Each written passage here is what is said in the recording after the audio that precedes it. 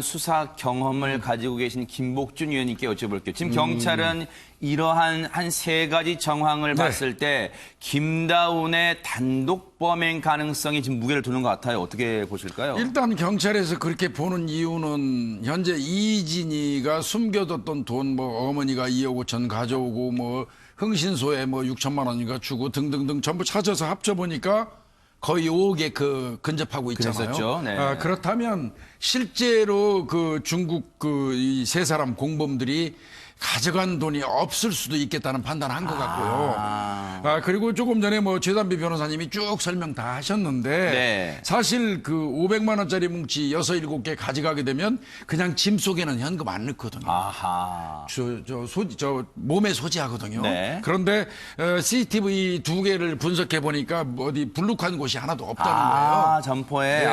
네네. 그렇다면 이거는 그들이 가져가지 않았을 가능성이 많다. 네. 이렇게 이제 경찰은 추정하는 것 같은데 네. 그래도 그것도 단정지으면 안 돼요. 그렇죠.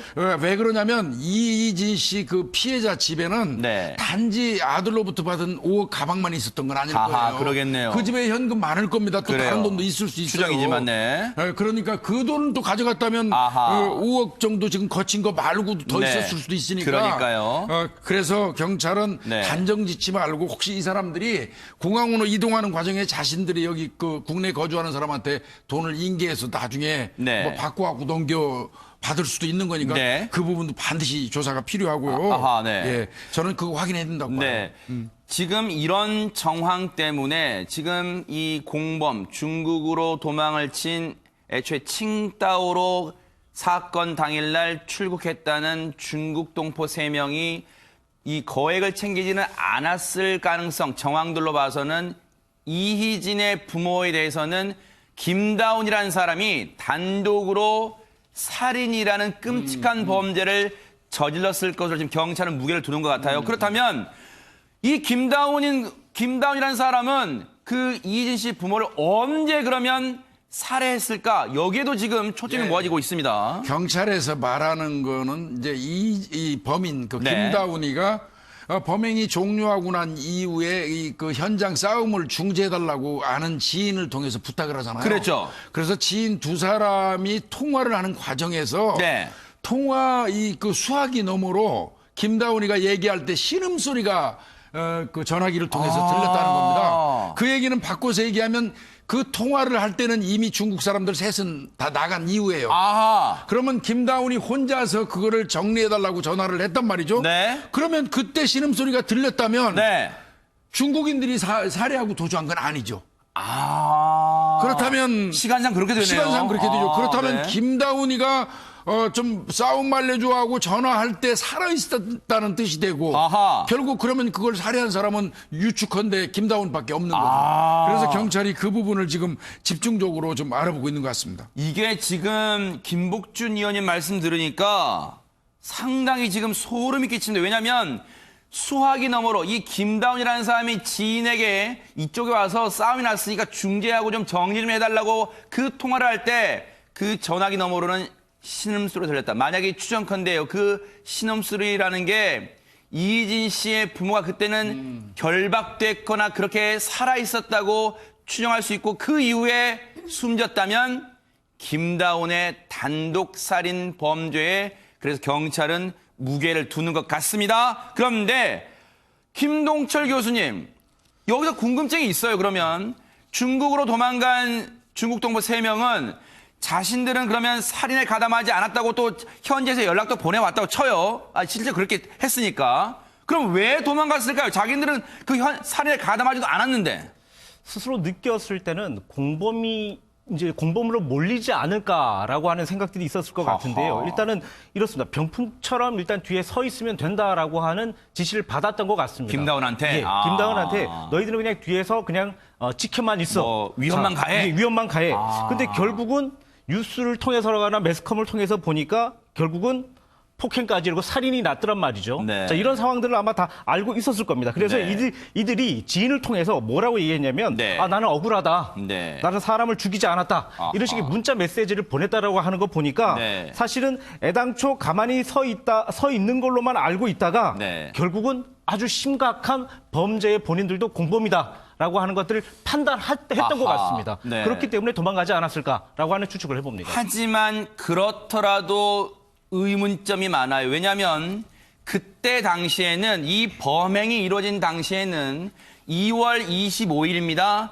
하지만 이 범행이 언론 보도에 드러난 건 3월 17일 날 이 김다운이 검거되면서 그 전말이 조금씩 드러난 거예요. 그러면 당시에 김호인 변호사님, 이 중국 동포 3명은 자신들의 범행이 무슨 언론에 났거나 하진 않았단 말이에요. 그럼에도 도망가는 선택을 했단 말이에요. 그것도 서둘러 한국에 있는 주변을 다 정리한 채 말이에요. 네, 그 점이 좀 많이 의구심이 드는데요. 네.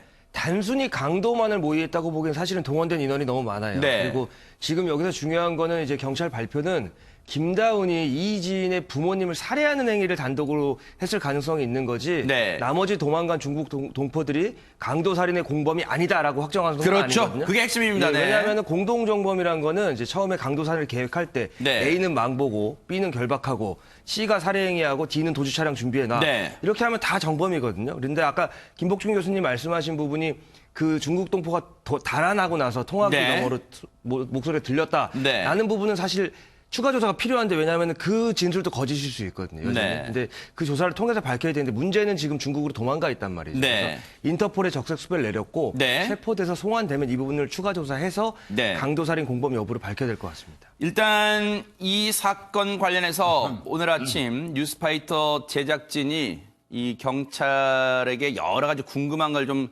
질문을 해봤습니다. 그 얘기 직접 한번 들어보시고 이어가 보도록 하겠습니다.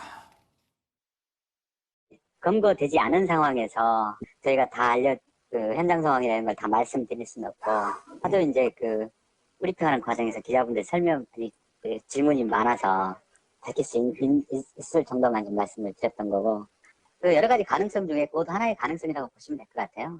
단독 범행이 아니죠. 같이 들어갔으니까. 개입되는 행위가 어디까지였는지는 이제 저희가 현장을 재구성해서 분석한 결과하고 공범들이 검거됐을 때 조사를 해서 분명히 해야 될 부분이죠. 지금 이렇게 되면 김복준 의원님 예. 시청자분들 중엔 그런 생각하시는 분도 계실 거예요. 그렇다면 이게 아직은 불완전한 퍼즐 조각이라면 네. 그 퍼즐 조각을 맞추기 위해서는 중국으로 도망친 네. 중국 동포 3명을 반드시 검거해서 송환해야만 퍼즐이 완전히 맞춰질 거다 이런 생각하실 것 같아요. 아니 그거는 뭐 지극히 당연한 겁니다. 네. 사실은 지금 적색 수배했잖아요. 체포영장 받아서 적색 수배했고 인터폴 적색 수배가 되면 중국 공안이 검거를 해야 돼요.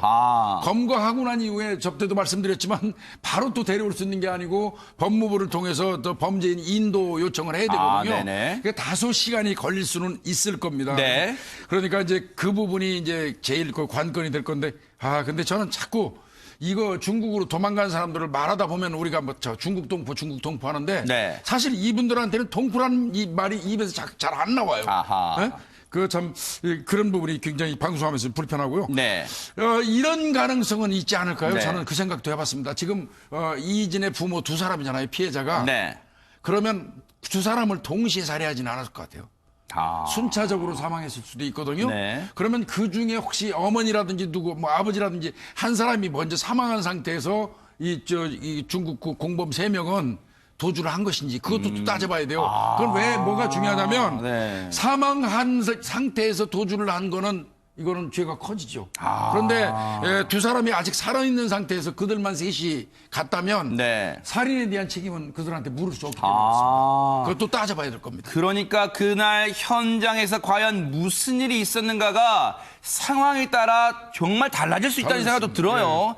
그렇기 때문에 더더욱 지금 중국 공안과 협조를 벌이고 있는, 그리고 저도 김복준 의원님 말씀에 정말 많은 동감을 합니다만 과연 이 사람들에게 중국 동포란 말을 계속 꼬박 붙여줘야 되는지, 왜냐하면 정말 다수의 선량한 중국 동포분들이 정말 이 표현 때문에 한 묶음으로 이 피해를 볼까 봐 그런 생각도 듭니다. 어쨌든 도망친 공범 3명 반드시 검거를 해야만 마지막에 수사 퍼즐이 맞춰질 것 같습니다. 조속한 검거를 기대를 해보겠습니다.